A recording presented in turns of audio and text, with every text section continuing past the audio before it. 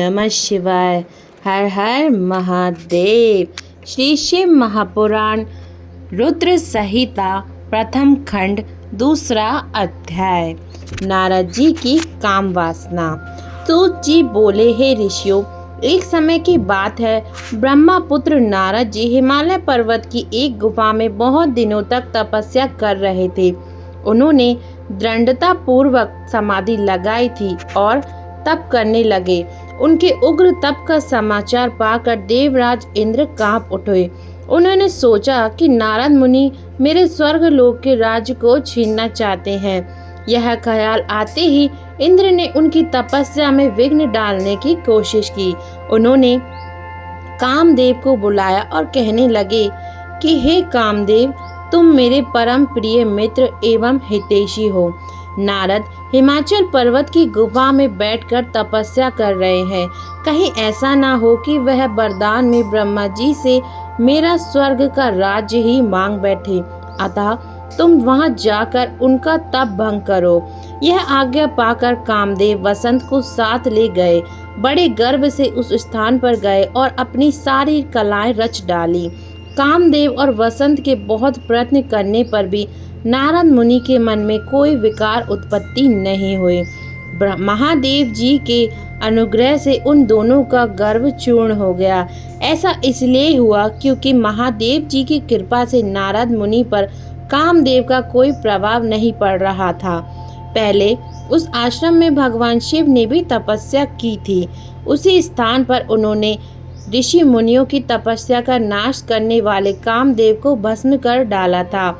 कामदेव को भस्म देखकर उसकी पत्नी रति ने बिलखते हुए भगवान शंकर से उन्हें जीवित करने की प्रार्थना की थी तथा सभी देवता भी शिव जी से प्रार्थना करने लगे। तो भगवान महादेव जी ने कहा कि कुछ समय पश्चात कामदेव स्वयं जीवित हो जाएंगे, किंतु इस स्थान पर और इसके आसपास जहाँ तक भस्म दिखाई देती है वहाँ तक पृथ्वी पर कामदेव की माया और काम बाण का कोई प्रभाव नहीं पड़ेगा।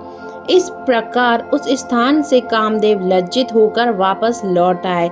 देवराज इंद्र ने जब यह सुना कि नारद जी पर कामदेव का कोई प्रभाव नहीं पड़ा तो उन्होंने नारद जी की खूब प्रशंसा की। भगवान शिव की माया के कारण वे भूल गए थे कि शिव जी के श्राप के कारण उस स्थान पर कामदेव की माया नहीं चल सकती। नारद जी भगवान शिव की कृपा से बहुत समय तक तपस्या करते रहे। अपने तप को पूर्ण हुआ समझकर नारद जी उठे तो उन्हें कामदेव पर विजय प्राप्ति करने का ध्यान आया। तब उन्हें मन ही मन इस बात का बहुत घमंड हुआ कि उन्होंने कामदेव पर विजय प्राप्त कर ली है। इस प्रकार अभिमान से उनका ज्ञान नष्ट हो गया। वे यह समझ नहीं सके कि कामदेव के पराजित होने में भगवान शंकर की माया थी। तब वे अपनी काम विजय की कथा सुनाने के लिए शीघ्र ही कैलाश पर्वत पर जा पहुँचे और भगवान शिव को नमस्कार करके अपनी तपस्या की सफलता का समाचार तथा कामदेव पर विजय प्राप्त करने का समाचार कह सुनाया। यह सब सुनकर कामदेव जी ने नारद की प्रशंसा करते हुए कहा, हे नारद, आप परम धन्य हैं, परंतु मेरी एक बात याद रखना। भगवान शिव ने नारद जी से कहा, हे नारद जी, आप परम धन्य हैं, परंतु मेरी एक बात याद रखना।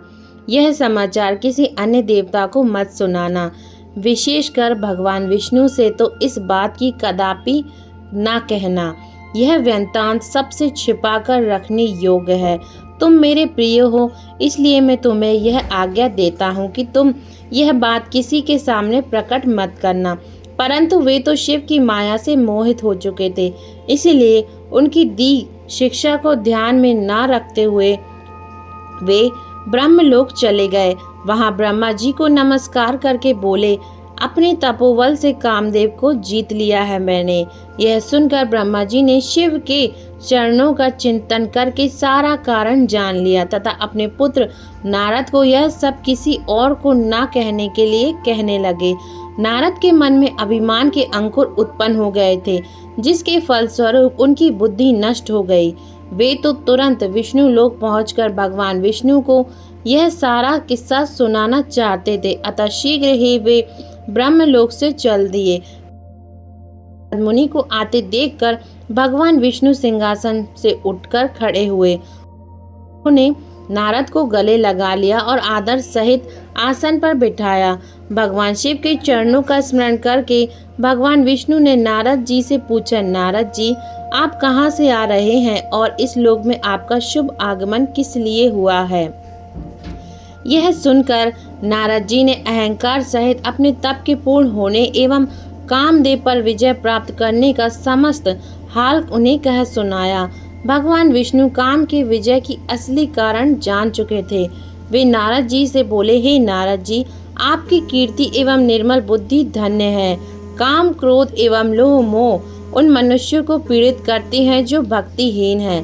आप तो ज्ञान वैराग्य से युक्त हैं एवं ब्रह्मचारी हैं। फिर भला यह काम आपका क्या बिगाड़ सकता था? देवर्षि नारद बोले, हे भगवान, यह सब आपकी कृपा का ही फल है।